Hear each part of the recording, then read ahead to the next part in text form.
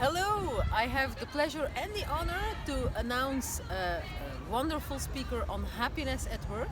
Sarah, you will be speaking at our event, closure event of the week of happiness at work. What can we expect?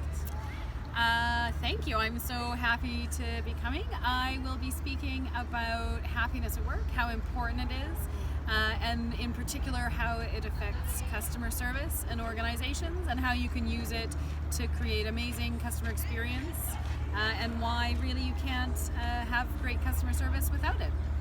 And how come you're talking about customer service? I spent the last 9 years building a customer service department from a really small startup to a big multinational, multi-language contact center.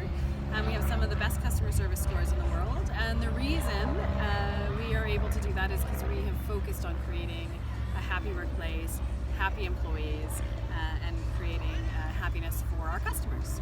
Cool. Now, why is happiness at work so important according to you?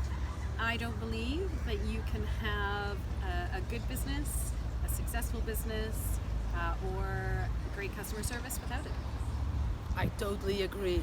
So looking forward to seeing you in Belgium, because here we are in a very beautiful place, isn't it? We have had an amazing few days here. We are totally inspired to go back and do lots more happiness at work.